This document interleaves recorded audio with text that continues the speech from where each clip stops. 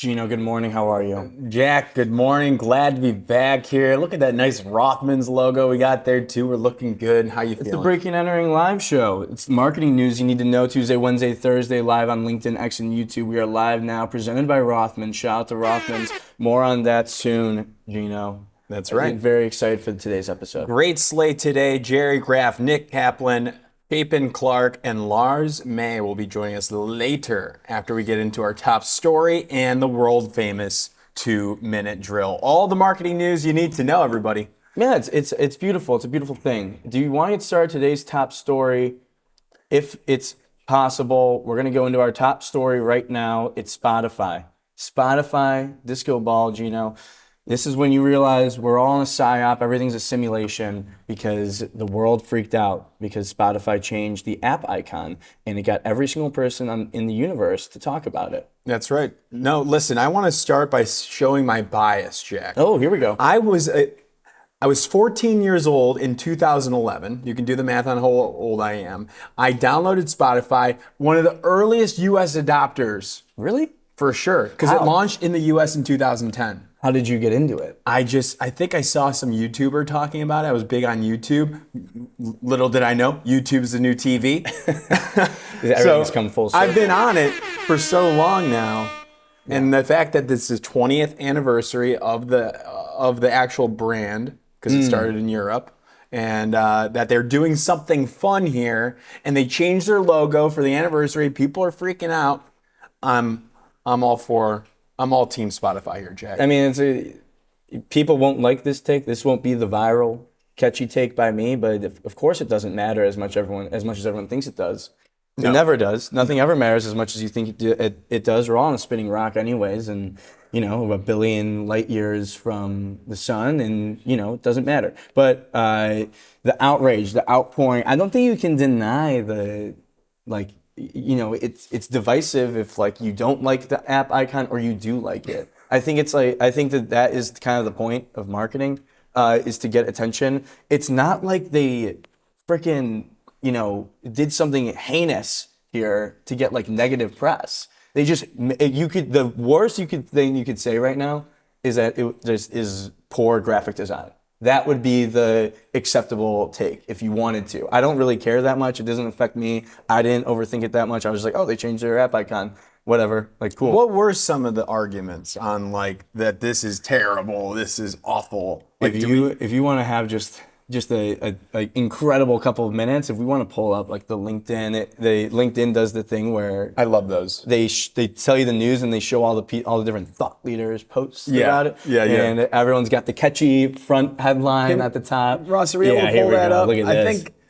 I think there was one towards the very bottom that was this is bad. Yeah, our guy Jack Appleby, he's a commentator in the marketing world, and he had it pop off both on here and on Twitter. It might be different for Ross if he has there you go. Yeah. Let's read this one here. And, we're just showcasing one of the sides here. Spotify just made a kinda dumb mistake. 20th anniversary icon is one of those design marketing moments where I just scratch my head. There's a huge... Do you want me to read it? Yeah, I can't read it. We can't read it. There are huge readability and brand issues. Different color green. The green is too dark against the black. Disco ball texture looks pixelated on a tiny phone screen. No sound strategic reasoning to change it for a marketing campaign. We already use your service. The best case is we think that's fun, which doesn't change our usage, but the more likely reaction is confusion, which was widely apparent, as many have complained about on socials. Now that's Jack's take. Now Jack is pointing to one of the things when I assess. And I've learned this from Mark Ritson, assessing a bad PR incident here, is the brand already well known? If the brand is already well known, then it really has stuff to lose. Like a challenger brand that has some publicity, that's getting more salience in the market is great. Mm-hmm. The fact that Spotify is well known, has I think 713 million global users compared to Apple's 108 million. It's already the global leader. So anytime there's negative publicity for the brand leader, it's not the best scenario. You have more to lose. So like Coca-Cola, you never see them responding. They're never doing anything wrong. Pepsi's the one that I think Coca-Cola's doing things that are wrong. Like what? Like an fully AI commercial for the holidays? That's true.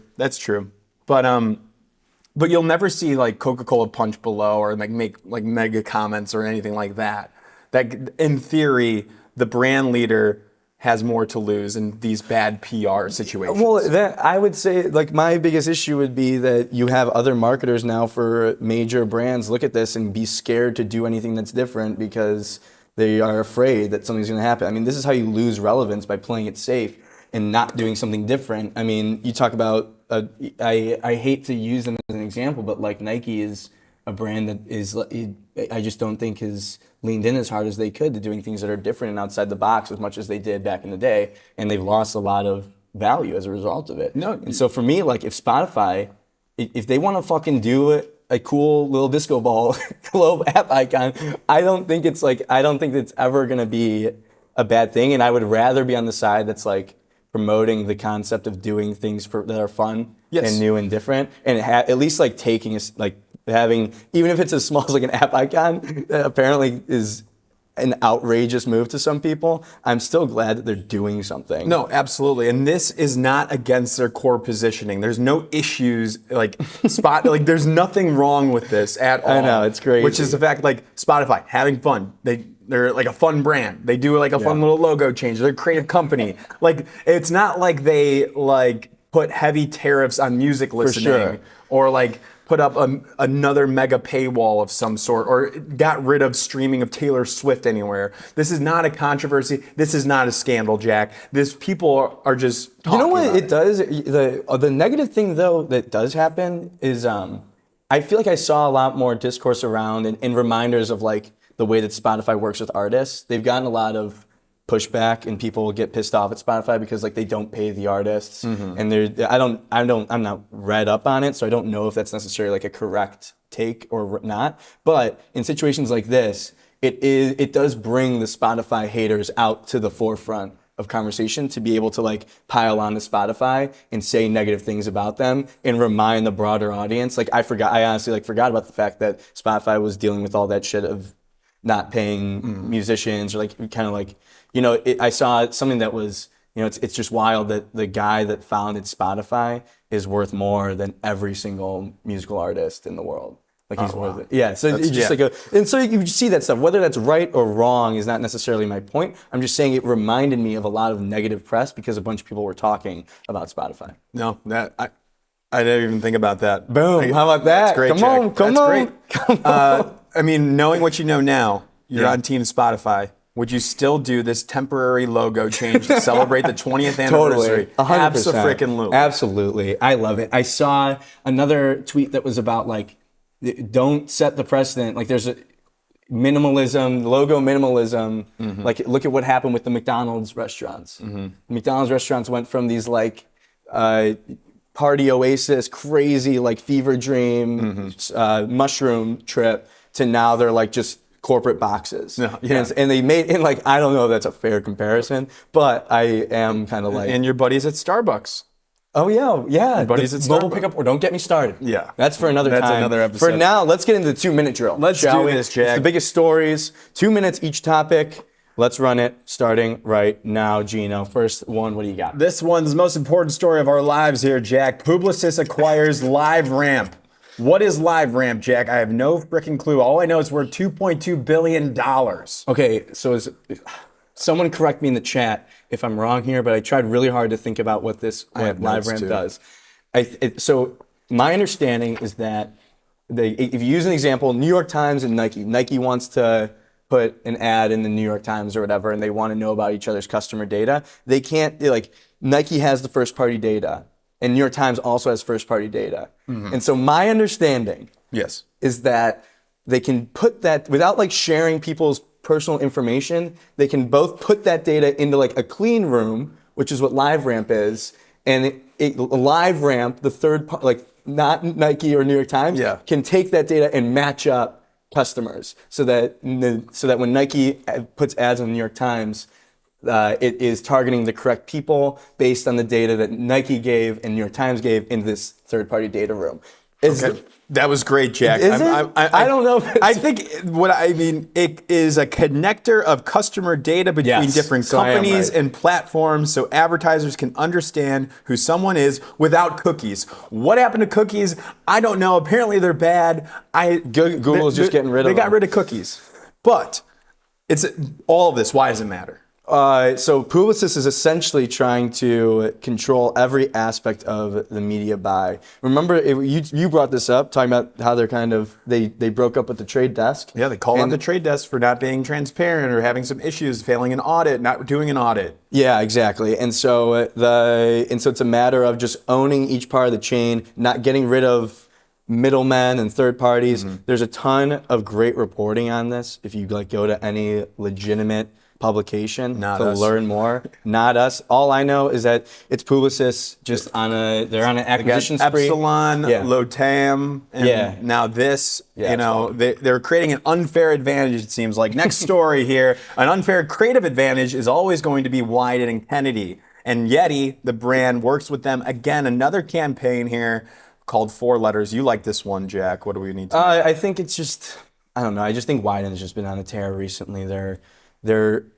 The creative output in the last few months is reminiscent of the run that we saw Mother go on last year, in my opinion. And I think it's just like a timing thing. Like they just had work coming out at the same time. But I mean, I don't know. Watch this. I think it's just I think it's a really, really clever platform and way to show the Yeti product while making it entertaining. Yeah, this is an anthem here. And Yeti, obviously 4 words on the cooler, represent maybe some different things to different people here. They're acknowledging that now, and they're putting the things that they're passionate about, the people that buy Yeti, and the 4 words that might resonate to them, tapping into footage from actual brand ambassadors. I thought that was a nice little nugget too. Yeah, get your audience, get your people involved. There's a legitimate fanhood around Yeti, and people love their Yeti coolers. We had a buddy. Remember in college? Yeah. Remember in college? Oh, What's that his was name? big. What was that guy's name? Tyler. Tyler. This guy Tyler spent half of his life savings on a Yeti cooler. Yeah. When we were in college, so we were all sick. broke, and it We're was he got the Yeti cooler. wait, what? But that was the moment that I realized that there is such a big adoration for this product, and so to bring the audience in makes sense.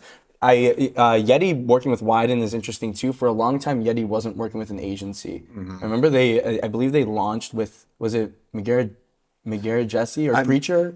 I think it's McGarrett Jesse. Okay, It's definitely an Austin-based agency. And then they went a long time without agency partner, and now they're working with Wyden again, and it just feels like a really, really nice reset for Yeti, who's an already adored brand, and now they have cultural relevance. And so how do you just keep building on that, Gino? 4 words for your sticker would be chud. All right, Dick would be yours. Javier Campopiano. excuse me, is leaving McCann, Omnicom, the broader group. Gino, thoughts on this? They announced it yesterday. Adweek had the exclusive. They had the scoop on it. And if you obviously Omnicom IPG merger happens, and Javier stepped in. He was the creative chairman, kind of like the global CCO of Omnicom. Global CCO of Omnicom Advertising Group, stepping down from his role. He posted on LinkedIn as well a desire to kind of get closer to the work. And so I imagine as the global CCO of Omnicom Advertising Group, maybe you don't have the same amount of opportunities. You don't think you're getting in there, cracking open Photoshop and After Effects and or OBS in our scenario here? It was the merger. Before that, he was leading creative at McCann, and then the merger happened, and they elevated him to the global CCO of the whole organization, which is a big title. I believe, it's pretty easy to say that at that time he was the most powerful creative in the industry, or had the most bodies or most people underneath him. I think now that goes to Rob Riley at WPP. I'm not sure what the holding company structure looks like here, but it's a tough role, and I can see that. A guy like him, he wants to get back into the work here. So I'm excited to see what his next step is going to be. And he'll probably be sitting right in between us when he does launch Hopefully. I know that they're not filling the role either, Gino. Obviously, Omnicom has a lot to sort through right now that they've brought upon themselves by doing a mega merger and trying to figure out how all of this is going to work out organizationally, and I guess part of that probably a mutual situation here. Don't want to speculate, but not going to fill the role. Going to probably leave more of the creative decision making and leadership back to the network agencies, and then the Omnicom advertising collective is what it's called with all the smaller agencies. Next one, McDonald's office delivery campaign. McDonald's doing some cool stuff recently, Gino. This delivery is like the future. We saw like the New Year's Eve hungover photos of people like door dashing to their home. Was there another DoorDash, or not DoorDash, like a delivery system ad, like the horizontal. Yeah, that'd be delivery too. Yeah, so they're focusing on delivery, McDonald's specifically, and they did it at the home really well. And now the next place to conquer is delivery for your lunch in your office. So they photocopied, they have a video here, TBWA Paris, photocopied the McDonald's meal items and used that for out of home too, all to get people to eat McDonald's for lunch delivered, because a lot of people are eating at their desk, myself included. If someone got McDonald's at this office and ate at their desk, and because of the size of our office, it would stink up the whole room.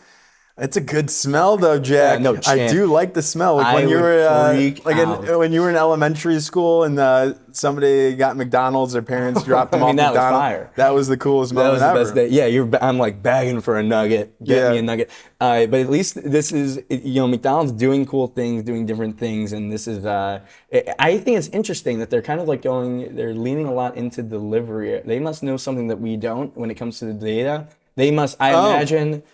Yeah. Do you think they know, like, is there a pandemic coming? Do they think? No, Jesus, dude. Like, is that what they're thinking? No, I'm talking about like the data, like the amount of people that are ordering delivery versus actually going to the store or picking up. So, what are you doing over there, hantavirus? That's what I was saying. Like, is there another quarantine? No, that's not what I meant. I meant okay. My tinfoil hat is off. You can ignore what I said. Customer data. They must know that like 90% of their orders are coming. I'm sure there's stats on this, but everyone. Speaking of delivery, DoorDash has a new CMO. Kofi's replacement is here, Gino. Yes, Jack. Who is this guy? Yeah, Tim Castry. I don't know if I'm going to say that right, but Tim Castry comes over from Amazon. Interesting. Amazon does a lot of delivery. A lot of delivery and a lot of commerce, Gino. I think DoorDash might be trying to compete with your Amazon Prime. Legitimately though, truly. It's another retail media network. I say this all the time. You either die a hero or you live long enough to see yourself become a retail media network, Gino. Yeah, I love that take. I love it. But he's replacing Kofi. He's replacing Kofi. He's got big shoes to fill. Anything there? I mean, can you give people a little bit of a lesson? DoorDash over the last few years has been on the forefront of kind of new and creative brand marketing, and in one of the toughest, most competitive segments. Yeah.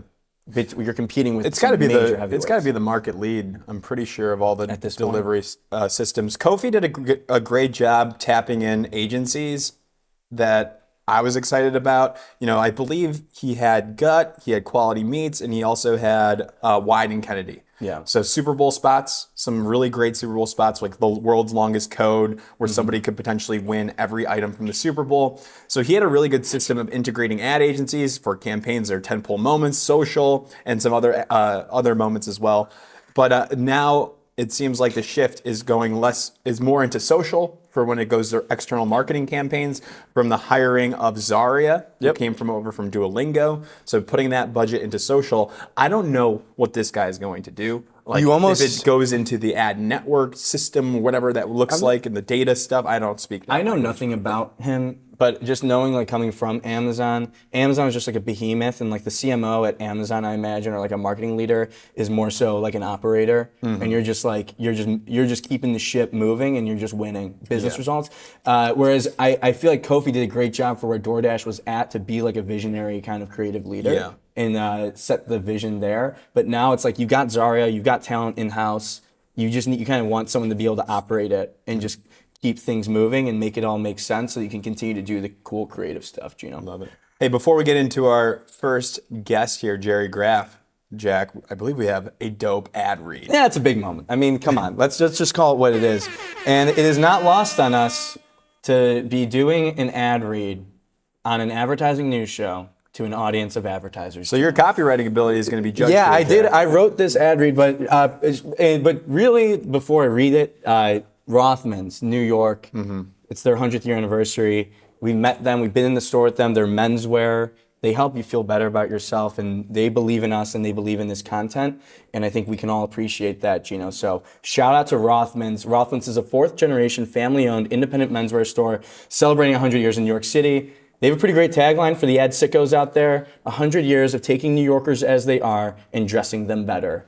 My favorite thing about Rothman's, I wrote this, but I'm reading it. My favorite thing is that they emphasize the in-store experience, Gino. We went in there and it was awesome because I have no clue how I want to dress, but they actually care about making sure you're looking good and feeling good. They're stylists, not just salespeople. It's not just formal wear either, Gino. That's what I liked about this too. It's like Rothman's, you think suits, well, you can actually go casual. It's got something for everybody. You go in there, you talk to them. Just like a good client to an ad agency. Sometimes the clients don't know what the marketing brief is. Sometimes they go to the agency, hey, we're not sure what we need help with. That's what you can do. You walk into Rothman's and say, hey, this is what I'm thinking. I need your help. And they will take care of you, stuff, Jack. Gino. Go check them out in one of their NYC area locations. I prefer the Union Square flagship store. And mention Breaking and Entering when you get there for 10% off. If you want to order online, use code BREAKING10 at checkout. That's code BREAKING10. Rothman's Menswear. Get yourself looking good and feeling good. Let's get on with the show. What a dream. Thank you to Rothman's. And our next guest here, our first guest, is the new CCO at Joan. Gerry Graf was named was the most creative man in advertising, named by Business Insider. He was Ad Age's most awarded creative director in the world in 2008, founder of Barton F, Graf and Slap Global, behind iconic works Snickers, Skittles, E-Trade. How am I doing? Yeah. Okay.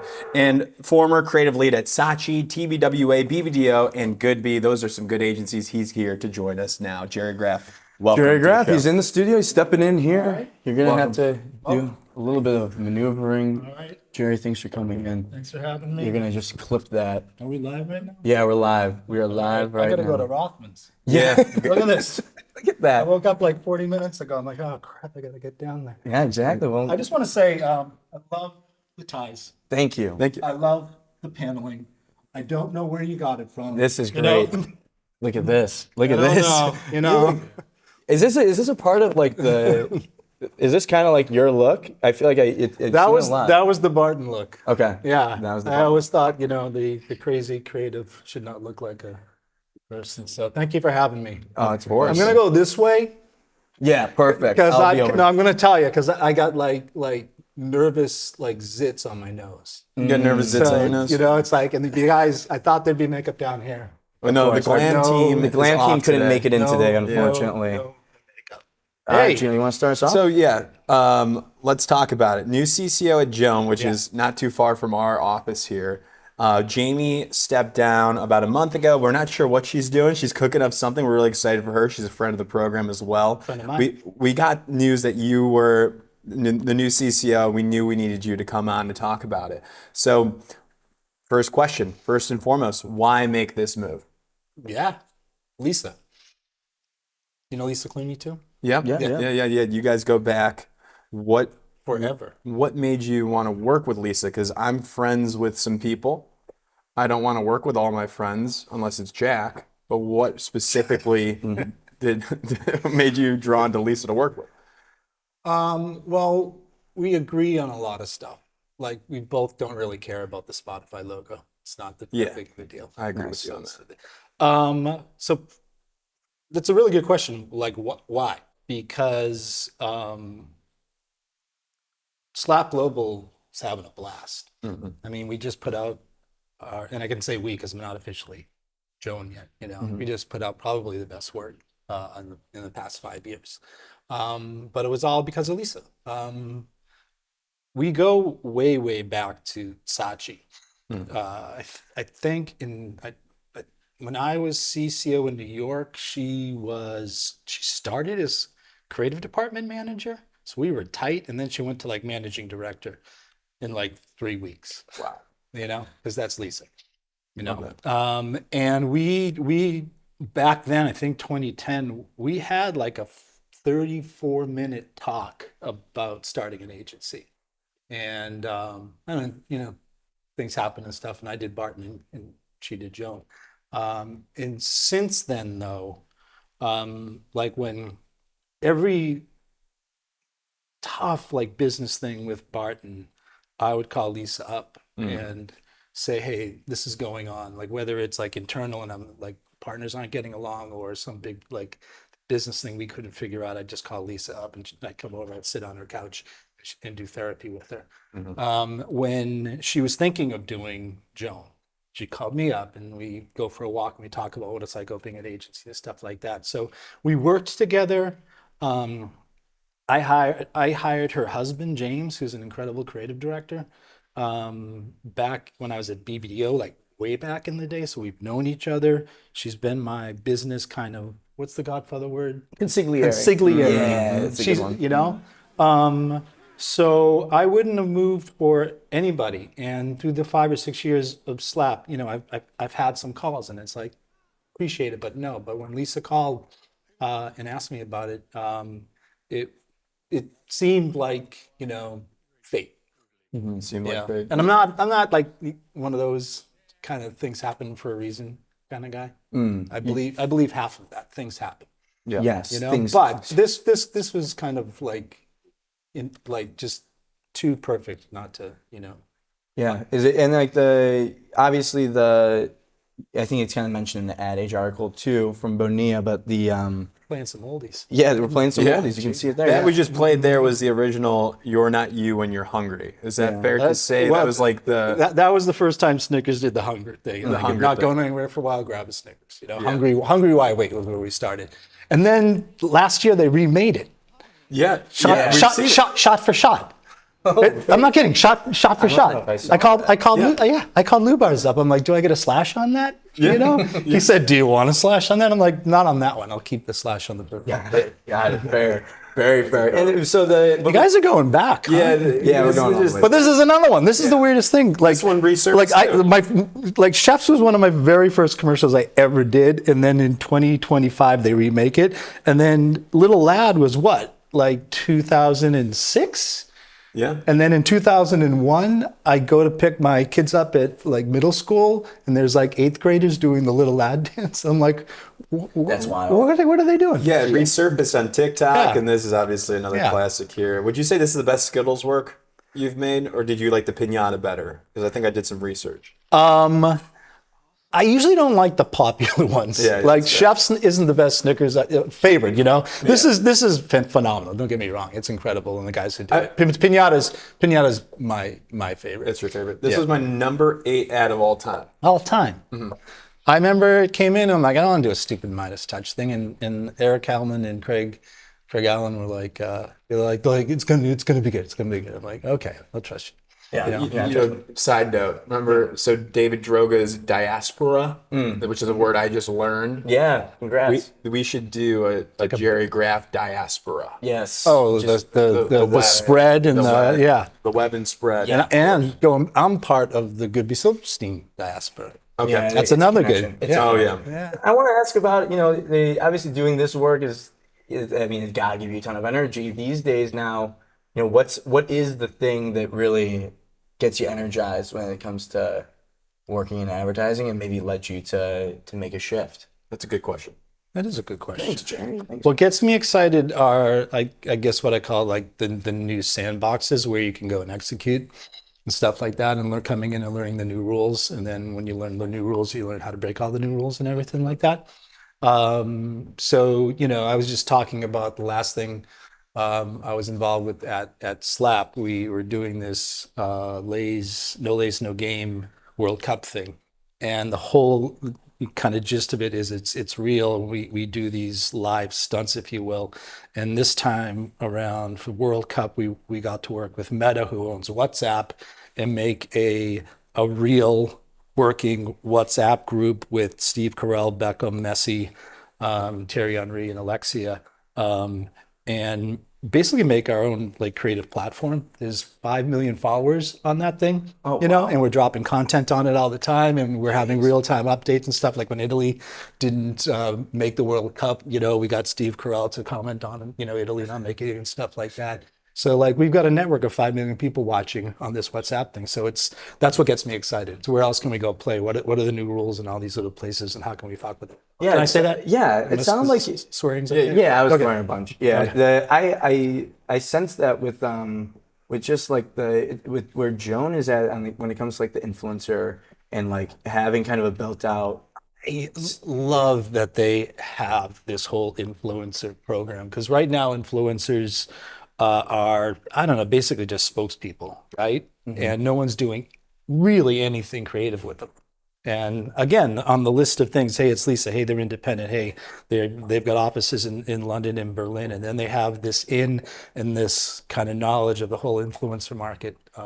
And again, that's a new playground to go in and do something awesome. Yeah, that's got. I mean, it's to your point. There really hasn't been a lot of innovation when it comes to like working with influencers. You're seeing it a little bit every now and again, but for the longest time, it's all been just like a video where the influencer is like, "This is Hi, awesome." I'd like to talk to you about Rockles.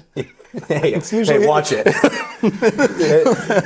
That is no. But influencers also, you kind of include creator too, right? And that's where the fun is being had right now. People out there creating stuff that brands see and they get involved with. So Joan's kind of moving into that place too. There's a lot of fun to be had. And then like you said, you haven't officially started at Joan, but I guess what are you excited about? Like you're stepping in as the leader of an agency, and you got this group of creatives that are going to be there. What are you hoping to achieve with them? And like, what's the message that you're sending as you kind of step into the role? I've done this kind of before. I stepped into Shy at New York, you know. I stepped into Saatchi, you know, and kind of like come in, look around what's going on. The first thing is the discovery of creative people and people who haven't had like an opportunity, and people who get lost and stuff like that, and just discover like the gems there. The next thing is to find out all the creative abilities of everybody, and just create an environment where they can come up with ideas. You know, my job is to do, for like specifically the creative department, is to do all the crap creatives don't want to do. You know, and just let them go create, and then do everything I can to nurture those ideas, explain those ideas, sell those ideas, get those ideas made. So just kind of clear a path for when the idea gets made to like sell great work. You ever hear Lee Clow's Idiot Forest? No, I haven't. I think Fensky wrote it, but Lee Clow talks about it, so it's Lee Clow's Idiot Forest. He's like, you think when you have the great idea, you're done, and you're not. That's the beginning. You then have to go through the idiot forest. And the idiot forest is full of compliance people and lawyers and everyone who doesn't get the idea or wants to help the idea or fix the idea or hey, can we tone it down a little bit? You have to go through the idiot forest to actually get the idea out into the world. So it's my job to like... You're clearing the way. I'm clearing the way. You got the hack I'm the saw. bouncer. Yeah. That makes a lot of sense. Yeah. And it's very similar of how David Droga kind of reacted, like spoke on the show too, of like, let's just make the creatives do good work, like clear the path as well. Yeah. So I think there's a lot of similarities there.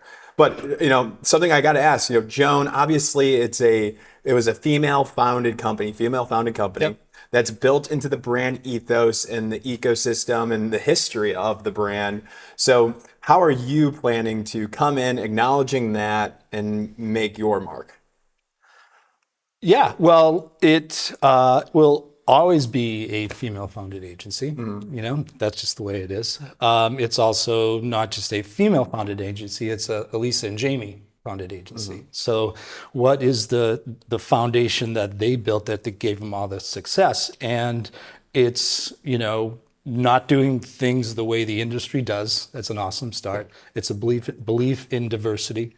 And new ideas have to come from diverse thinking. So just kind of with those building blocks, just take it from there.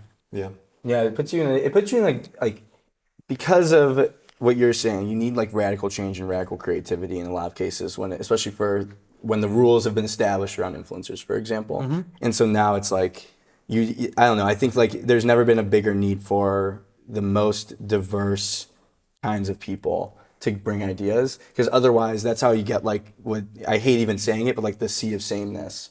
That's how you kind of get that, is like when you have all this similar thinking and people from the same backgrounds. Yeah, the sea of sameness, the let's go the safe route. You know, it just gets you, middle of the road, mediocre kind of plan, which is awesome. I'm glad the industry is going that way. Keep doing that, everybody. Do mediocre, safe, sea of sameness, do everything that you've always done before, and we'll be over here on the side just coming in and passing. That's the plan. We'll take that quote. We'll take that quote. Like Gerry Graf's advice to the advertising industry. Embrace. Keep doing mediocre work. Let AI write all your scripts. Keep going. I love it. It's awesome. So when do you start? Like, how do you define that? Yeah. When do I start getting paid? When do you start? I think in 2 weeks. Okay. I think I'm going upstairs right after this to not start yet. Yeah, I'm going to take some time off, and probably in 2 weeks or something like that. That audit/discovery phase of the creatives, I think, was really interesting there. Like, is there a way that you do that? Is it scheduling one-on-ones, looking at past decks? Like, what does that look like? Like the tangible execution of that. You gotta go slow, and the very first thing is like, what is the talent that I have here? And if you're a Joan, there's tons of talent there. So to just learn it, and it doesn't have to be, and hopefully it's not my kind of talent. I love working with people who, when they come up with an idea, I don't know where it came from. Usually you hear an idea, you can backtrack it. Oh, you did this. So just learning, meeting people, learning their talents. Yes, I go back, I look at work, I talk to them, I ask them what your favorite work that you've ever done is, and it goes slow. And then I find out, what the relationship with the client is, and where are the opportunities, where are the hot spots. You hit those first, the opportunities for great work, and then you start doing great work, and great work is infectious. In an agency, everyone wants to do great work, and then a client sees another client doing great, and you just create that kind of momentum, and it just takes a little time and a lot of work and a lot of learning, one-on-ones, research, and it's fun. I think I have kind of a convoluted, roundabout question. So if everyone can just stick with me for Everybody bear with Jack here. just bear with me. Okay. I especially with comedy, you've had such a great track record of creating really comedic, funny work. Is it hard? I guess the first part of the question is, as someone who has what you described, the CCO position is a lot of like helping sell the work and nurturing ideas. When it comes to comedy, like, is it hard for you, because you probably have a distinct comedic feel like we all do, of like what we think is funny and not funny, the difference between not getting something but it's still funny versus something not being funny and not good?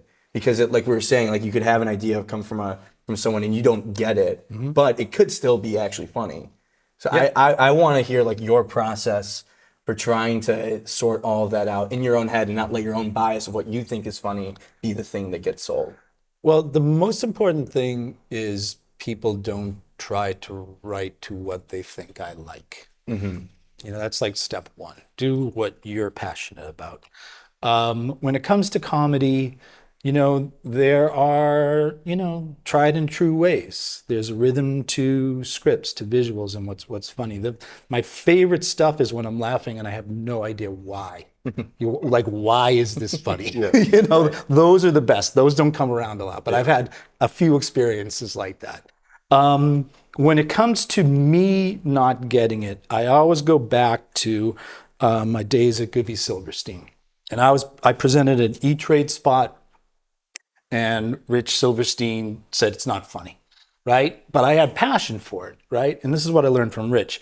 If Rich saw you have passion, like true passion for it, he'll go, fine, I don't get it, but you can go sell it, right? So he's like, oh, I don't think it's funny, but you go show the client. So I come back from the meeting, I'm like, hey, we sold it. He goes, okay, still doesn't mean it's funny, but you sold it, right? and then That's great. and then we won a gold lion at Cannes. Right? Yeah. And in those days, Cannes would come to your office and present the gold lion to you. Wow. So I'm at Goodby, and 150 people in the meeting area, and they hand me the gold lion, and I'm holding up like this, and everyone's applauding. And Silverstein whispers in my ear, still doesn't make it funny. You know? It's great. I mean, it's So it's all about passion. If you freaking love something, then there's something I'm not getting. You go do it. now you as the CCO, like I imagine now take that with you. Yeah. And it's like, you have to be able to take that level of like analysis in your own head of drawing back on those past experiences. Yeah. And it's like, I think that's super valuable, and maybe sometimes can get lost. I don't know. And it goes back to your idea of being patient, like really building trust with people and the creatives, so that when you do say it's not funny, but you still can trust, and they can trust you to know what the next best step is. Yeah, I mean, I've had a lot of experience doing that. I used to put all the work on a wall, and I would just take it off, and if I didn't like it, I'd throw it on the floor. I remember Craig Allen coming up to me once and picking a piece off the floor and going, I was here till 3 a.m. working on this. Could you at least not throw it on the floor and walk on it? Yeah. And then I remember going into Shy in New York, and Lee Cloud came in and he did the same thing. My work's on the wall and he's throwing crap on the ground. I'm like, oh my God, it's Lee Cloud. Right? And then like 6 months later, he comes in again and he's throwing stuff, and I had a little bit more confidence, and I was picking stuff he was taking off and putting it back on the wall. Showing the passion for it. Yeah. Showing that you actually cared about it. Yeah. Yeah, that's showing. almost Showing. like That's it. Showing. It's like a little bit of like I don't know. I don't think that anyone is maybe not thinking this deviously about it, but like it's almost a little bit of like a test for yourself. Like how much do you actually care about that idea? Yeah. To not let it just at the first sight of someone turning it down, you just being okay with that. Yeah, exactly. You could feel like, a lot of times people come in with ideas like, I don't know if this is good. And it's like, well, come back when you know it's good. Yeah. That's fantastic. That was a good. Anything else from you? I have so much more to say, but Gerry Graf. I was going to say, because what if you're a junior and you're not sure when your ideas are not good? Let's do it. Well, okay. Well, like I'm told that the creative director knows best. Like there's some counter arguments too. To somebody junior just starting out that they might not want to fight back or vocalize. I'm glad you brought that up. When it comes to juniors and stuff like that, it's a little bit different. Mostly what I'm talking about is when, kind of creative directors come in and they're showing you work like that. Juniors, it's a little bit different. Does the creative director know best? I don't know. Look at their track record. My batting average is pretty good. And do I go into slumps sometimes? Yeah, but me saying what I think is good is better than some other people. Yeah, sure. I have an idea. When it comes to juniors, though, like when I started Barton, it was me, Eric Hellman, and 5 interns. 2 weren't interns. No, 2 I think had 8 months experience in advertising. Okay, and they had no idea what a brief was. No idea how to and they were putting stuff up on the wall. They were putting cartoons on the wall, right? If whatever they were throwing up there, if anything had a kind of a buzz, we'd keep it, right? There's something here. And if they had passion for it, there's something in a guy with giant shoes with nails on the bottom and he steps on your feet. Of course there is, right? So like what do we do with it? We'll figure it out, That's funny. So you're looking with juniors, you're looking for the goal, but he's still looking for the passion. Got it. Yeah. Understood. Little insight into Gerry Graf's thinking. Legend in this industry, going to be working as the new global CCO at Joan. Wishing you all the best, Gerry. Thank you very much. Thanks for coming Thanks in. for coming Thanks for having me. We'll see you in the lobby. We'll see you around the building. All right. Around the office. All right. That's Gerry Graf. He's gonna make his way. It's always an awkward transition here when there's a live guest. But Gerry Graf, new CCO at Joan, joined the show. We got our next guest, Gino. Let's just get right into it, shall we? Yeah, let's bring in Nick Kaplan, founder, CCO of Another Thing. That's right. Nick says hello as well, Gerry. Yep, there's a little bit of a reunion happening right now. No, we won't be able to see him, but pleasantries have been exchanged. Yeah. So we got Nick Kaplan, founder and CCO of Another Thing, Gino. And excited about this one. This one is absurd. This is the most absurd thing that I've ever seen in my entire life. I'm not going to lie to you.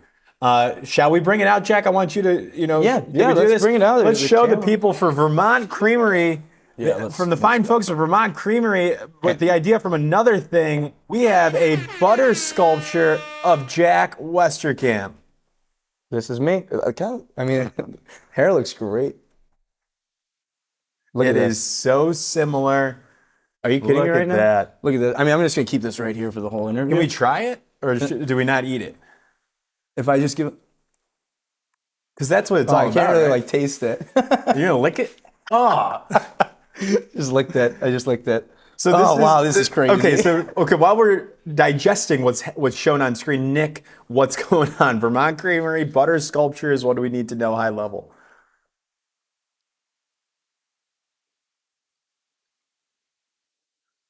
Thank you, Nick.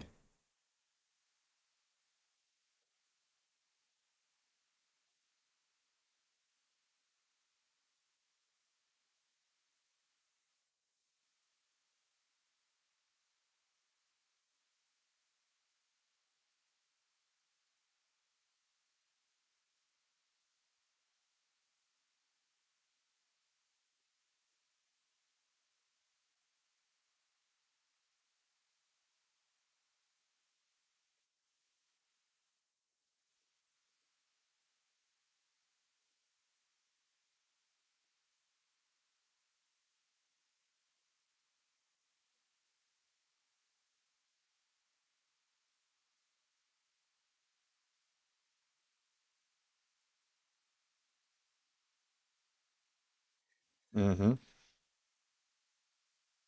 Butterheads.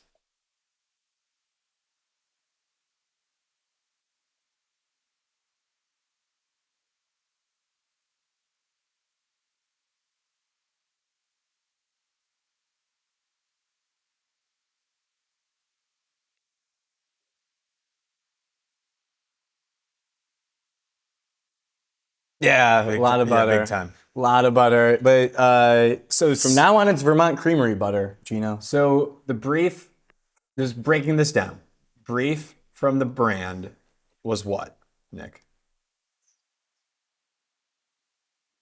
How do we, a smaller player in the butter space, break through where most people are getting their food related content, in social? So how do we show the people who are, you guys were just talking about this with Gerry a little bit, like how do you talk to the influencers and the creators who are making content, recipe content, who are, the authorities of like what good uses of butter are? How do we break through that space in a creative way? And we wanted to create a community around like fans of butters. So obviously, like you have the name Butterheads, and this is a way to create that content and give something that those influencers and those creators can, break through in their feed, but they can also use to like make Vermont Creamery content with. This is you can tell that Gerry and Nick kind of have spent time working together a little bit because of the shared belief in the idea that like just activating an influencer isn't going to do anything anymore. I think it's become super saturated. You have to do something with an influencer, with a creator that's different, that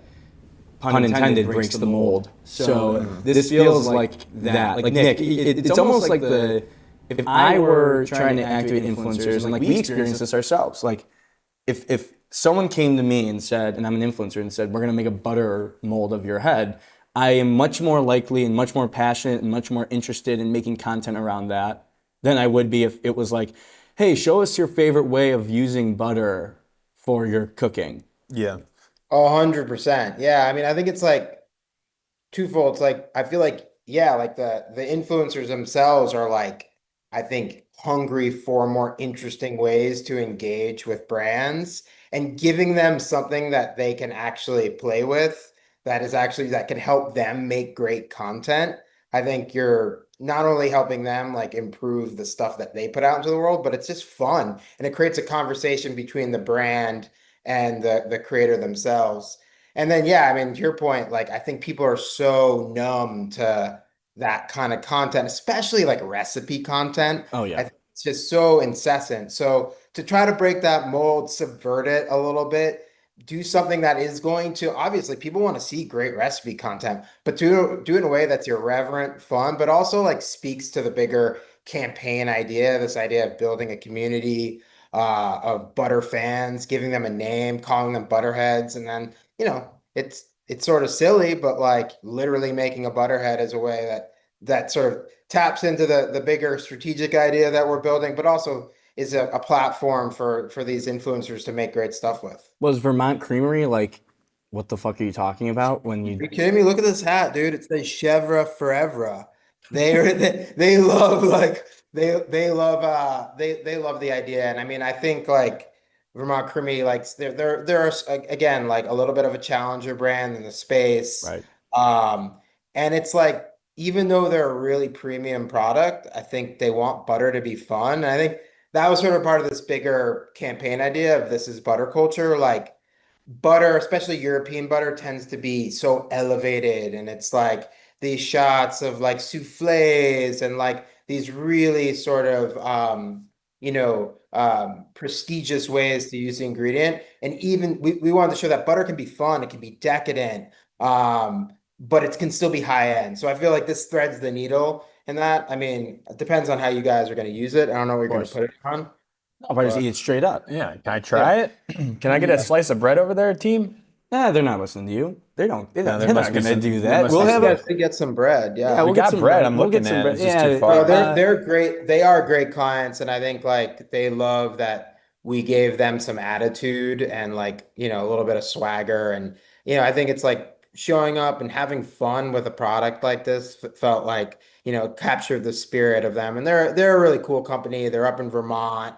I think they have a little bit of that kind of, alternative point of view anyway. So this captured that. I got some questions.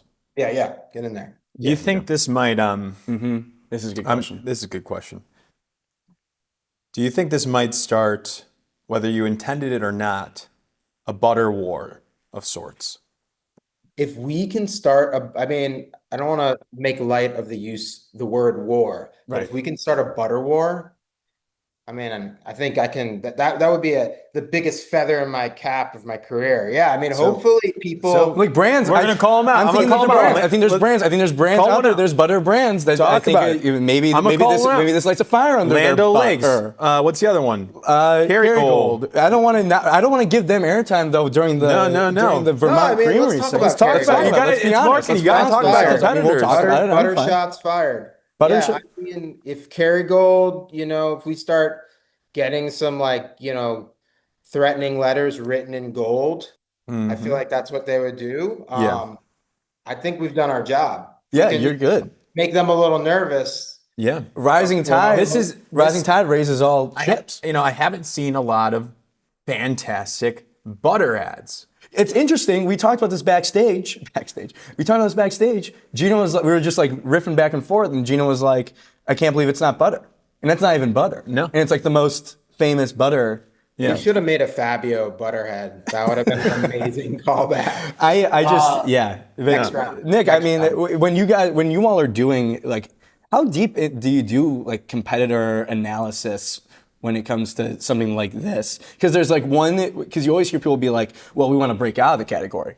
We don't care about what everyone else is doing in the butter category, but there has to be some level of like understanding the landscape. Or is that for the marketing team? yeah, or is that in-house? like in the brief. I mean, honestly, I think almost like every project you look at like what the category is doing, and like you start with like if everybody's going here, like how can we do something different? And I think butter, there is such an opportunity. Like I said, like I mean, brands like Kerrygold and Lurpak, actually a European butter brand, they've done some great work in the European market, but it tends to be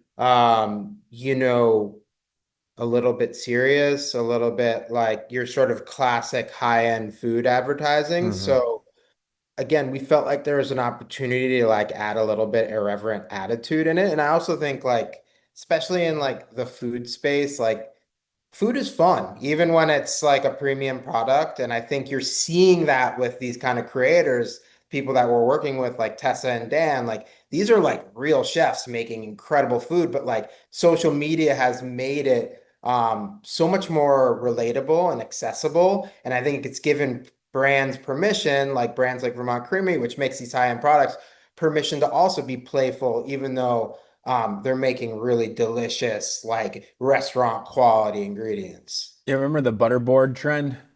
Like people would like you know I'm talking about Nick. Of course he But- does. Of course, just two guys that just know talking ads butter. and trends Just and talking butter. stuff. Just talk- But just then you two- get like a just two. charcuterie board just like that, but Yep. then they would like put like fancy butters or whatever, and then like little dips for it and stuff. You're going to There's different parties. charcuterie. Yeah, I know. Yeah, I know you're at the I'm at highbrow. Yeah, highbrow. Well, there's also the dipped ice cream. I think there's a place in New Yeah. York you can get your like soft serves dipped in ice cream. I mean, I think butter is having like a little bit. I mean, it's always been popular, but it's having a moment. Like Yeah. Is it people the- are thinking. And then- I mean, again, sorry to bring it back to our like strategy. please but, do. like, but like that was one of the sort of insights is like, especially in the American market, people think of butter as like an ingredient. And we wanted to sort of shift that perception that butter is almost like something to indulge in on its own. It's the it's the main show, main attraction. So again, the whole campaign's doing that, but obviously like breaking through into the creator space with this activation is a way to like get people to think about it that way. It's like, did you see it having a similar arc to olive oil? Olive oil, Oh. I feel like spurred primarily by Graza. Yeah. Really went from just a thing, whatever is in the store, you just pick up whatever commodity, to now people being a little bit more precious about the oil that they grab. Are you an avocado oil? Are you a low Yeah. heat oil? These like oil, the cooking oil feels like it had an arc that maybe you could see butter having at some point. Yeah, I think the Graza analog, it's a good one because I think Graza also like showed that like you again, like it's a really good comparison because like olive oil tended to be like old world or super high end in these fancy glass bottles, and they're like, no, you can have really delicious premium olive oil, but in this like fun squeeze bottle with illustrations on it. And I think Vermont Creamery it's the same thing. Like you can have incredible the highest end butter that you can get, but like have fun with it. It can still have some of that Vermont laid back attitude. And you can maybe get it shaped into, your own face. Exactly. You know the right people. I love I love the butter talk. I cannot believe how much butter talk we had, but it was quite fascinating. And Nick, appreciate you coming on to join the show. You may have fired the first shot in the butter battle in here in 2026. So appreciate the head. It looks great. Yeah, if you guys need me back to talk through the next stage of the butter battles of 2026, happy to hop back on. I'll ask you this right now. I'll put you on the spot. If there is a scenario where we get another butter campaign, let's say example like whatever, Kerrygold or whatever, they launch their own butter campaign. Will you agree to come on and maybe have a little bit of a butter battle panel with a representative on the Kerrygold side to talk through the butter battle? You don't have to answer now. It might have to be virtual just because it could get so heated. I don't know. But yes, yeah, absolutely. Okay, so this is great for us because then if that does happen, we can go to them and be like, hey, Nick's in. It's gonna happen. Nick's not backing down. It's gonna happen. Nick, Never back down. this is awesome. I would like to try it. Can I get a little slice of bread here? I just want to give a Here we quick go. reaction. We're gonna get a little Baguette? baguette sauce, JR. Thank you to the production team. They're doing a great job. Oh, look at that. Nice. Here you go. You got your slice? Here. Are you doing it? Yeah, I will after you. I just got to get my bread. Okay. Just gonna do it. Guys, I'm curious. Yeah, take a little dip. Don't be shy. Don't be sad. I'm not gonna go on his Good. like his nose or anything. All right. What do you think, Gino? Talk us through the notes. What are you tasting? I just took a bite. Just a rich. It's Oh, like that's kind money. of got a little nutty to Oh, it. that's so good. A little distinct tangy flavor as well. I love butter and bread. I would fill up on this in a heartbeat if I was at a Italian restaurant. Easily. Yeah. Yeah, don't mess up the hair though. They really they really got the part. They did. They nailed it. They nailed it. Nick, thank you so much for joining the show. That was Talking Butter. Nick Kaplan, founder and CCO of Another Thing. Great stuff for Vermont Creamery. We'll talk to you very soon. Appreciate you guys. See ya. See ya. Thank you. This guy's similar live bacterial culture, similar to yogurt, Jack. That's Oh, is the that right? Cultured butter there. Is that right? That's Similar right. to yogurt. In what way? Just like the way The it's cultured made? process, they have live bacterial culture. This is in general cultured butter. I'm not sure. I can't speak on Vermont Creamery's process here, but that's the science. That's the flavor. We're here. At the Bring the Breaking and Entering, it's a Breaking and Entering Marketing Live show. We have two more guests joining us in the rest of the show, Gino. We got Chapin Clark, who's the ECD at RGA.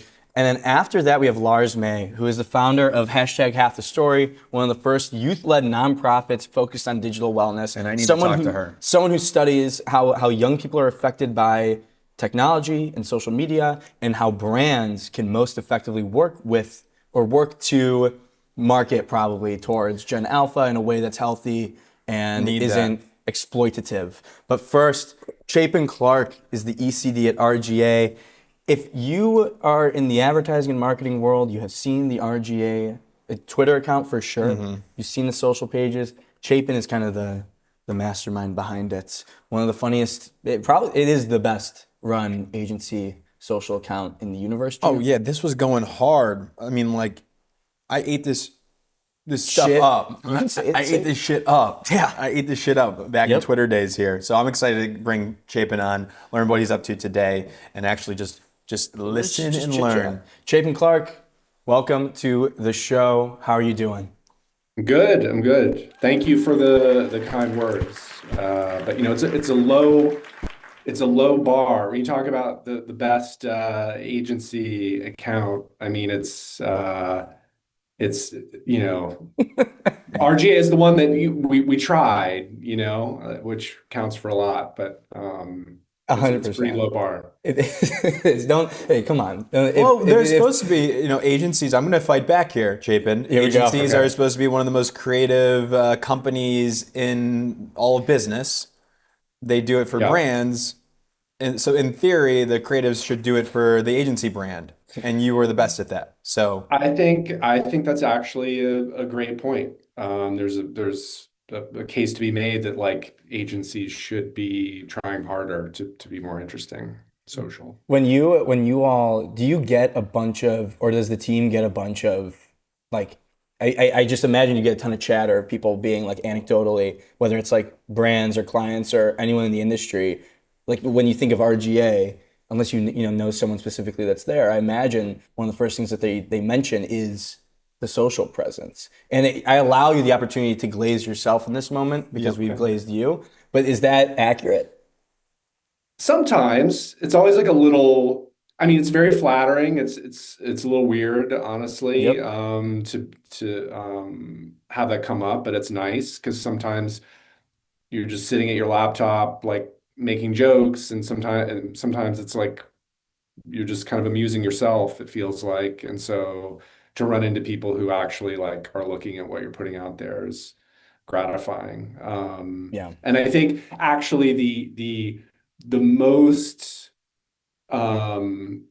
sort of satisfying thing is there have been a few times when like I'll run into a client who will say, like we actually like contacted you guys for this pitch, or sent you this RFP or whatever because of, we saw the Twitter and felt like, oh, like these guys are interesting, we'd like to work with them or whatever. So there have been those few times where it's actually like helped like with business, and so then it's like, oh, I'm not just like goofing, Right. yeah.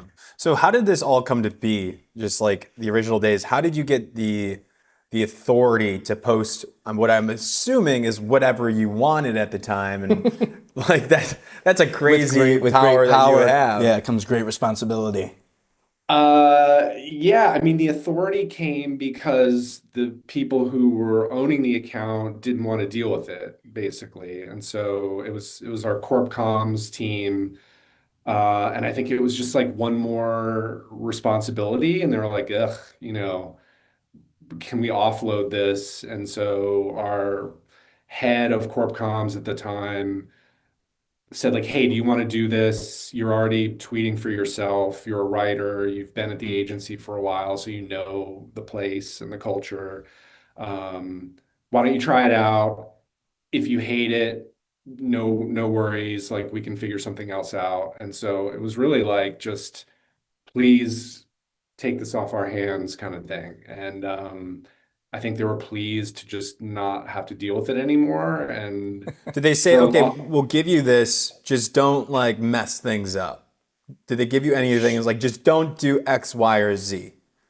I mean, that was the implicit understanding, I would say, like, don't fuck up, but there were no like there were no like explicit guardrails or Mhm. anything.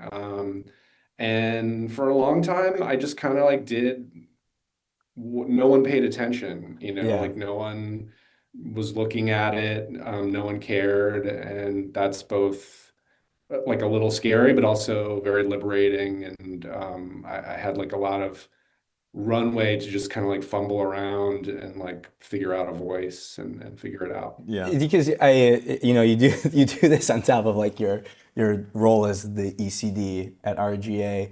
Mhm. Do you think it's like a good? I don't know. I imagine it's made you a much better uh, agency leader that's working with clients that manage social pages by having now being like a practitioner almost. Of course, you're tweeting like personally, but running an account is kind of like a different game than just posting personally. I wonder Yeah. about that.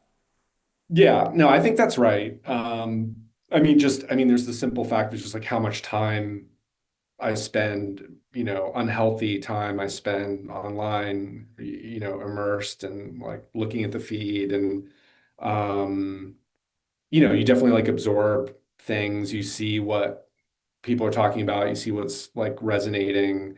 I think, um, yeah, in a more low stakes way, I think like, tweeting, doing sort of like I guess a B2B account, if you will.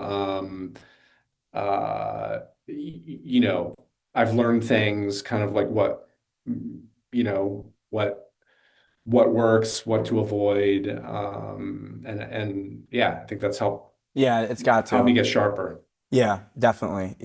Could you give us a little bit of a hint on what works and what to avoid? I mean, I've been thinking about this in advance of, and before coming on here, because like, the now everything is a for you algorithm. The Mhm. algorithm has really kind of turned things upside down where you you kind of don't know. Like I don't know that anyone knows really what works and what doesn't. I mean, I'll post 10 things and 9 things are like invisible.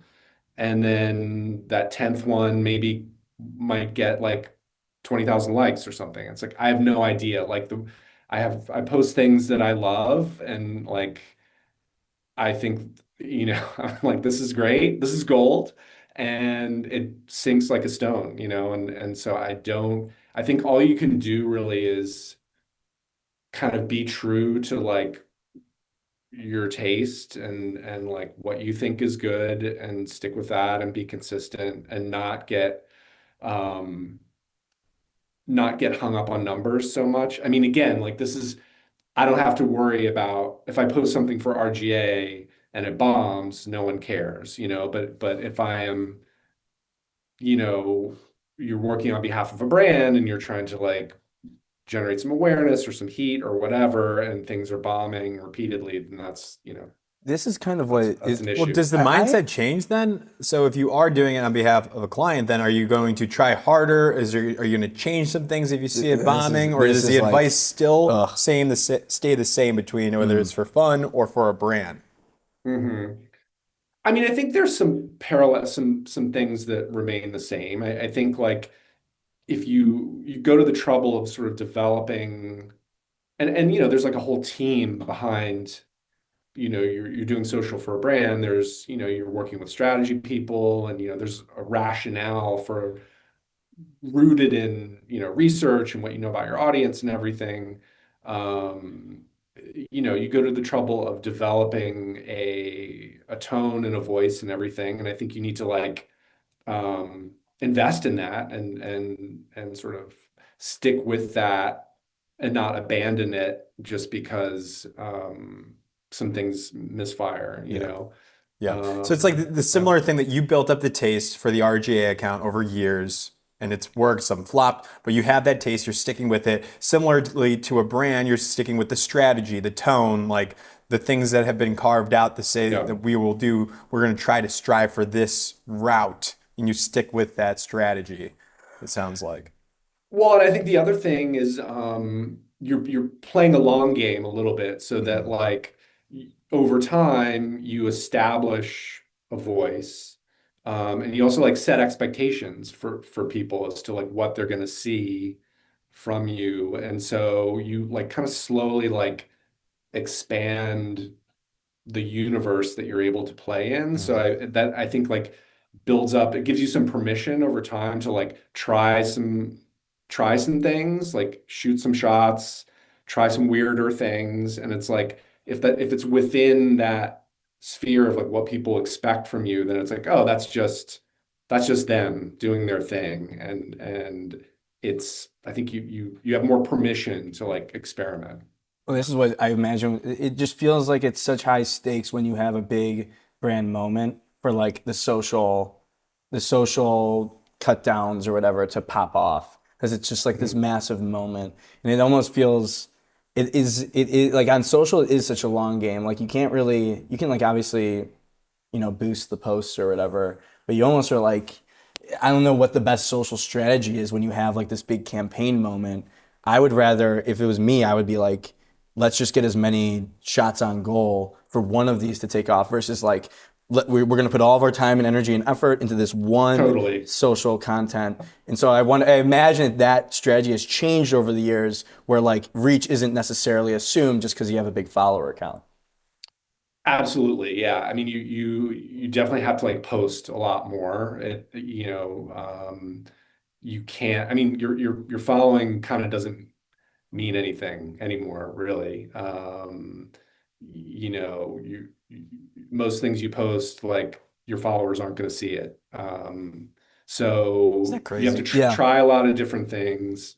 You have to, again, like, it comes back to, the algorithm is this black box that like who really knows, Yeah, I feel like clients, like if you're a client, I'm sure they don't actually think this, but there's almost like this implicit hope or desire for the sure thing to be like it, when you make like a TV commercial. Well, you could do Sounds that, like- right? If you put paid behind it on social. Yeah. But like, Yeah. that's If gross. you're gonna pay, if you're gonna, if you have a paid media budget, you can guarantee a certain number of people are gonna see your thing. Another thing, it's funny, like I think it's a similarity between like posting for yourself and posting for a brand is like when something does hit and like go truly viral and like escape containment, as they say, it's it's it's like what you're hoping for and also like the worst moment ever because it's like who are all these people? Like what? It's like a little bit terrifying. And the same thing like I've been in those situations like working for a big brand where something blows up and then all of a sudden it's like all these eyes are on it and they're like, what's going on? Should we take this down? Like, this is weird. People are saying negative things in the replies. It's like, no, like there's a certain level of discomfort. I think you have to be like comfortable with. Yes. You escaped Yeah, containment. if you escaping containment, we are adopting that for That's sure. I mean it's what I mean. If you are going to have something that reaches millions of people, you're just covering way too much surface area for there not to be people saying Weirdos, and saying weird haters. things. Yeah. Like So you can't is- control. You can't. I mean, did it go viral if it didn't get some hate Oh comments on no, it? I don't think it did. I don't think it did it. That's my take. don't think it did either? You have to just kind of, switch off and walk away from the laptop. Oh, you're like But you're numb to it all at this point. I yeah. mean, you just brush it off. I imagine. nothing. I learned that is one thing I learned over time is like, I used to like get into arguments with people and like try and think that I was like gonna win arguments online until I don't know, maybe I aged out of it or something, and I realized like, I'm not really interested in like getting into debates with people. You know. That's It's- that's for Facebook. That's for yeah. That's for the local. That's for the local town ordinance 7-5. Next door. Next door. Yeah, yeah. You just gotta hop in there, and just get on people for recent pickleball noise ordinances. That's where that's best served. Yeah. Chapin, appreciate you so much. Absolute Thank pleasure you. having you on Thank the you show. guys. This was great. It was great to talk shop, talking social, and congrats on all the success, both with the client side as well as the most important client, which is the RGA account. Thank you. Talk soon. Thank We'll you. see ya. Talk later. Chapin Clark, Can we legend. Can we get a studio Legend. cam real quick on this Yeah. butter? Look at this Look dude. at this dude. Look at this. Just. Oh, I'm Jack. I mean, it kind of does. It look like me? Does it really look like me though? Yeah, it does. It's got the hair. Yeah, we'll see. I don't know. Last guest, exciting guest. I don't want to play favorites, Gino, but I'm kind of going to play favorites here. I need to talk to this guest immediately. Larz May is founder of HalfTheStory, Gen Z mental health advocate, cultural strategist. She spoke to the United Nations, South by Southwest, at TED. Listen, pushing the conversation beyond individual responsibility towards platform and system design. Let's bring her out. Social media talk, Jack. Are you ready? Ready? Larz May, welcome to the show. Thank you all for having me. Is the reason why you're really excited to talk to me because you're struggling with your own tech use? Yes. Of course. 10 plus hour screen time. Is That's that what I bad? figured. Is that bad? Like, should I feel bad about that? Do I need to fix myself? Is it my fault? Larz, what do you think? Well, here's what I'm going to say is that you shouldn't be thinking about screen time. You should be thinking about what's the other things that you could be doing. You could spend 10 hours a day. Maybe your thumbs are walking more than your legs. That could potentially be a problem. But the reality is that it's really good for marketers. It's a sad thing for our society that the average teen and the next generation will spend 30 years of their life behind a screen. But for marketers, we have to use that wisely. Okay, so yeah, because you're an expert in this, like how marketers interact, especially with like Gen Alpha. I feel like you always in the back of your mind, whenever there's something that's marketed towards teenagers or a product for teenagers or children, you're kind of like, well, this is kind of, is this demented? Is this like evil? So, but obviously there's products that are for teenagers that they need to hear about and that can help them with their lives. So Larz, like your thoughts overall about that kind of hard line to walk on. Yeah, well, here's my hot take. Teens aren't going to listen to any of the ads that are directed towards them because they're being grown up, being told that they're not enough. Where they're going is actually looking on social media to see how their friends are rating the brands. So if brands are spending dollars thinking that teens and Gen Alpha are going to trust the content that they're serving them, they're missing a much bigger story, which is that trust actually lies in the peer referral. It doesn't happen through social media platforms. And brand trust is not something that happens overnight. It really takes showing up for a decade and putting teens at the center of what you're co-creating, which is another big thing that brands miss. They create campaigns, they create products without ever having a teen at the table, and then they wonder why they flop.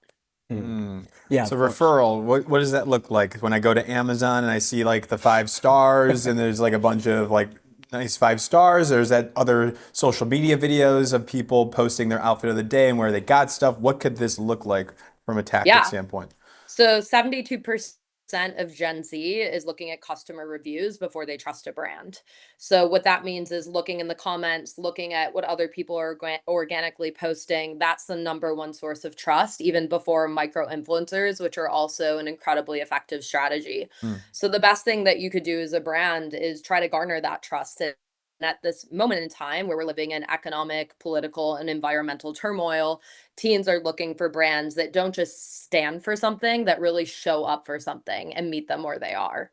So what is the difference between that, like showing up for something versus standing for something? Well, you could stand for something, but that's only half the story. I think for AI, what we're seeing for young people is that they want to know that the content that's being created or served towards them is made by humans. So teens are looking for brands that show that they worked with real artists, real creators, and that they're not just being served something that is a product of AI slop. And fortunately or unfortunately, they're reading between the lines quicker than any other generation. And that's why we're seeing a turn back to this love of nostalgia. That's why Gen Zs are putting down their phones and picking up Polaroids. Polaroid is actually a brand that we've been working with for a bit. And it's that they're desperate for this feeling of humanity because their life is no longer about entering a digital world. It's about living in one.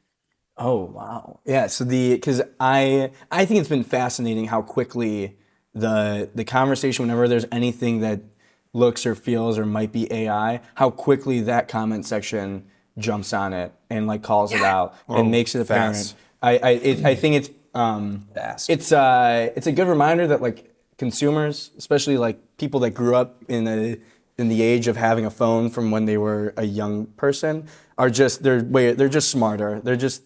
They can catch things. They're not as dumb as you think, and they actually do care about the Yeah. things that they buy. It sounds like. Here's the reality is money can't buy trust, actions do. And when it comes to the next generation, just donating money to a brand or a campaign and getting on a bandwagon is a signal that young people pick up on really quickly. And so for marketers and brand marketers, I think that one of the most amazing things about the AI moment in time is that we're seeing this return to original guerrilla marketing, brand marketing tactics to really meet humans in the real world as opposed to just trying to capture their attention digitally, which does require strategy. It requires innovation. It isn't something that AI can create because it has to cut through that noise. Yeah, is there a good example for you of a brand that's been doing well, or maybe a brand that you've worked with and advised? That's a great question. I think that brands are struggling with this right now, which is Okay. probably why they're calling me and they want to give me money to help them look better in front of young people. But I'm pretty selective about who I do that with because I'd rather build brands myself and be the person that young people trust. So that's really what I'm after. But what I will say is that there will likely be some really creative work that's coming out in the fall, and I think that we're going to see a return back to out of home marketing. I can't tell you. I just walked down the streets in New York City. The amount of billboards that said, forget humans, hire AI, that is not interesting. It doesn't stick into a consumer's mind. And today, in order to win, it's not about capturing someone's attention because teens are spending 30 years of their life behind a screen. You have to actually connect with their soul. And that's why I call it brand magic. So to be able to create that, it takes a lot of thought. And it also takes understanding the everyday human experience. I think a lot of AI and technology still has not reached the masses, and companies that are $1 billion organizations or publicly traded institutions need to be looking outside of just New York and San Francisco and thinking about what is it like being an average family in rural Illinois, and is this message going to resonate, and are they going to actually promote this with their kids? Do they trust you? And I think we've really forgot the idea that at the end of the day, we're humans. And the antithesis of artificial intelligence is really AI flipped, which is infinite awareness. And if brands are not tapping into their awareness when designing campaigns and engaging with young people, they will die. And we're going to see more brands coming out being really flashy. There's a return to consumer, but the good will die fast and they will die young. And it's going to take a lot of excellence, magic, and greatness to be around for the long term. So if you're working with a brand, and what's the first thing that you work on with them? What's the first question you might ask them? You're getting your hands dirty here. What's the first thing that you start? The first thing that I do is take that product and bring it to my teen advisors or go to a playground and ask 30 kids what they think about it. Because if they're trying to be something that's better for the world and these are these future consumers, I want to know what these kids think about the products that they're going to consume tomorrow, today. And the reality is that a lot of these kids are saying, oh, this brand is cringy, this brand is sus, or I don't trust them. But what teens are really leaning into and what they are trusting, and I will say a brand that I think has done a really good job with this is Pinterest. They just had an out of home campaign and it was actually a TV commercial. And I think their tagline was the only reason to go online is to get offline. And that's one of the only platforms that our teens are really trusting and leaning into because it's giving them that creative inspiration in the real world. And they've also walked the walk It was a big part of their founder's origin story to build a platform that was the most inspirational in the world. And they've also put their money where their mouth is and made a lot of big decisions that potentially impact the bottom line of the business, but increase the top line of their consumers' well-being. Yeah, I love that. it is a great counter stance to what every social media platform is doing, not even hiding it really, that their platform, the goal is to get you to stay on there as long as possible. I know. I get a damn push notification if you get a like on one of your posts. Yeah, I'm getting notifications from every which angle. Well, we have to talk about that. Yeah. It's spring cleaning, guys. We've got to turn off our notifications, Right. You make could do sure that. our AI, make sure you're not training. I mean, if you're using Granola or any of these other tools, the number one thing people need to be telling their teams is, no, I in fact do not want to be using my data to train your algorithm for the greater good, because your marketing IP and your brand IP will then be training those algorithms. Right. What is the granola? What'd you say about that? So have you guys used Granola or no? No. Okay, so let me tell you about Granola. Granola is an audio AI app that I use. It is used very frequently, secretly behind the scenes in meetings by teams to help with really just capturing creative ideas. But why I like it is that I use it as a sparring partner creatively as a founder. So I wake up, I walk and talk down the street, and I record all of my ideas. And what that allows me to do is to iterate in the real world. And I call that a joy loop, which is the idea of using technology to actually move flow forward as opposed to pulling it back. And then I chat with Granola and I share those ideas with my team. And it's a really great way where you can just have that as your secret weapon in your back pocket and pretend like you're talking to a friend on the street in New York, but you're really just talking to yourself so that you can come up with the best ideas for your team instead of having swirl. But one of the settings that a lot of people don't know about on both Anthropic and Granola and OpenAI is that in the personal settings, you need to ensure that you opt out of training their model at large, because then all of those conversations and brand campaigns and creative strategy ideas are getting put into those algorithms and trained for the world, which potentially means that those could get leaked. So For sure. that's more of a safety tip just for anyone that is using AI as a part of their marketing flows at large. I love it. There you go. I mean, it's going back to like the social media thing. It's weird. I posted about this, but it's weird that I get a notification on my personal Instagram. I'm not verified. I'm not like anything, and the notification is, see how your content performed this past week and check out some tips for planning for the next week for your content. And I'm like, I'm not. It kind of is this signal that like if you're on these social apps, you have to be a content creator because you need to be creating stuff that people want to watch and spend time with, or else it's not useful and it's not for this app. Versus like the beginning of social media, like Meta, Facebook, and then Instagram was all about like just posting what you want your friends to see, and that's it. And they've completely been like, this is for content creators. You must create things that are entertaining. Here, let us help you create more entertaining content. Well, you are an entertainer, so it's listening to you, and it's of course probably trying to get you to create on that platform because the content that you guys create is high quality.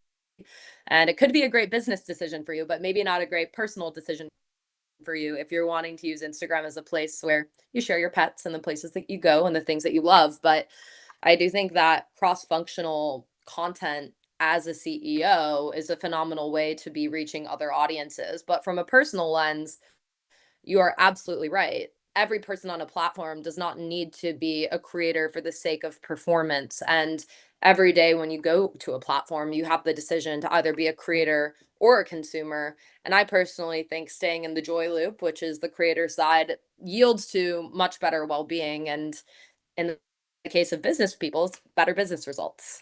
Totally. Absolutely. My last question before we let you go, Larz, is around how are the youth, the teenagers thinking about their use of social media? Do they all want to be content creators like we're led to believe?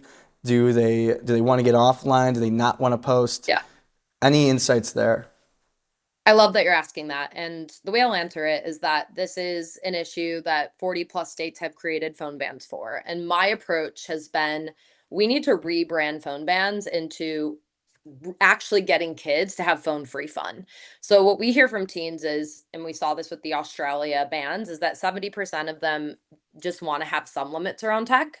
We also see that teens want to have screen-free fun. So we fund screen-free proms, all these different activities on a school level because it actually shows better digital wellness. The third thing that we hear from teens is that they actually want to have analog classes and homework because they're feeling cognitive overload and not having creativity. And the last thing that we hear is that we can't save the world through fear, and young people are not motivated by darkness. They're motivated by agency. And the antithesis of that is apathy. So I'm in the business of how do we activate the next generation to rewrite that story in the same way that we have to rebrand really hard problems in the world. And they are the generation that is ready to do that with digital wellness. I love it. It's like you take a tagline like "Get off your phone," like disconnect to reconnect, but you need something at the other side of that. I need an alternative that is actually better than being on my phone, because with just saying "get off your phone," I don't know. I don't know. I don't like being on my phone unless you give me something like a phone-free prom. Of course, I would love to go to a prom as like an adult prom, but I would not necessarily be the target audience for that. But I get what you're saying, Larz. Like, it's taking it one step further that matters. Yeah, my one line for that is that we have to swap screens with fun. That's it. Swap screens with fun. Easy. This is one of the best interviews we've ever done. Nice, Gino. Look at that, Larz. This How is about crazy. Well, let's run Amazing. it back. that? We'll run it back. We'll run it back for I'll sure. bring a team next time. I'll bring a team next time so that we can, I'll be kept in line. Yeah, that Incredible. would be really interesting. Well, I'm inspired. Yeah, amazing to talk to you, Larz. Thanks so much for educating us, really, and hopefully the audience as well, as to how you kind of are navigating a demographic and working with a demographic and understanding a demographic that we all really don't have as much insight as we think we do. Well, it's my honor to be that bridge, and thank you guys for having me and for all the incredible work you're doing to keep the business world alive and really to have an ear to the ground of what everyday people are experiencing, because that's how we can build the best brands and products for the future. Love it, Larz. Thank you so much for joining. Larz May, legend, joining the show.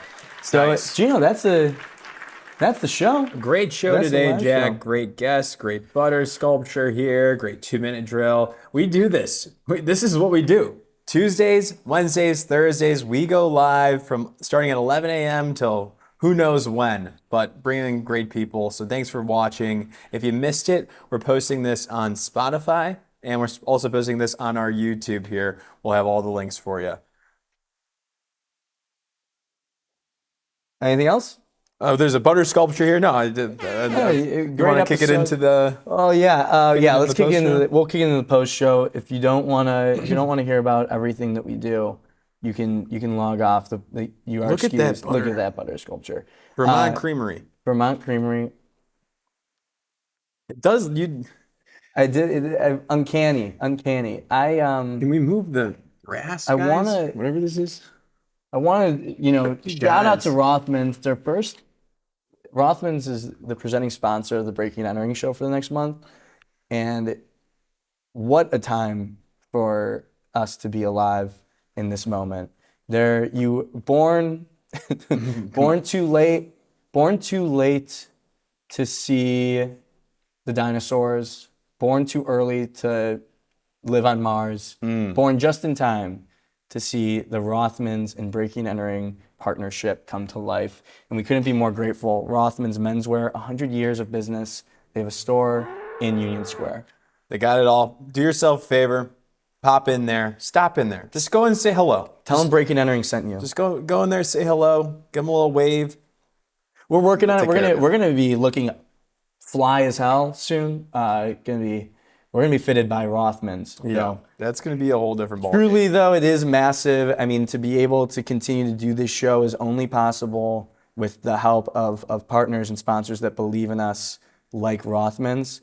So the commitment from them, it means the world to us, and it's not lost on us that the importance of being able to have people that believe in you to help fund the show, and it's important to us that we help out an independent menswear institution of New York. Institution, I like that, Family Jack. owned as well. 100 years of taking New Yorkers as they are and dressing them better. hey, the ad agency world, they love an indie shop. They love an indie shop. Indies are, yeah. It's the Indies are indie hot right now. revival, and Rothman's is a part of that. So that's all I'll say about that. I'll stop Nice. my soapbox there. Gino, new week. We're in the office. How are you feeling? I'm feeling good to be back. Last week was craziness with events and award shows, and I'm really glad we were able to go. But now I'm looking forward to getting back into rhythm here. We kicked off this week so well with this episode. I surely hope tomorrow we will do just as well. Of course, we'll do better every day. And then production crew, shout out Ellie, shout out Ross, shout out JR, shout out Quincy, shout out Jonathan. Anything from you guys? Ross, I don't know if you don't have the mic, but anything. Do you want to just give me a thumbs up, thumbs down, or a so-so? How did the show go? Two thumbs up. How about that? That's Ross, it. anything you want us to relay to the audience before we... People care about what you do. Yeah, Ross, people like you, man. He's got nothing. Are you okay? You all good? Ellie, are you okay? Ellie's good. JR, are you good? Thumbs JR is up. always fine. JR is always fine. Well, that's all the show that we have for today. I'm going to eat some of this butter. I feel like I spent this weekend just chilling. I was chilling.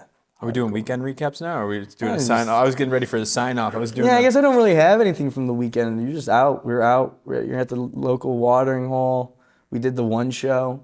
We're at the one show. so sick.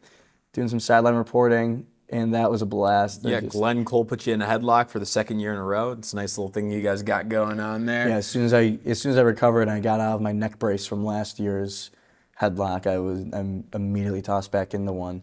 But I always look forward to it's that. award season, people, and we are about a month away from Cannes, so a lot more to come there. That's the Breaking and Entering show. Thank you for tuning in. We're back tomorrow at 11 a.m. Eastern Time on LinkedIn, X, and YouTube Live. If you missed the show, fear not, because we're going to post it in its entirety on YouTube, Spotify, and Apple. Thank you for joining, and shout out to Rothmans. We'll see you tomorrow. Use code BreakingAntering10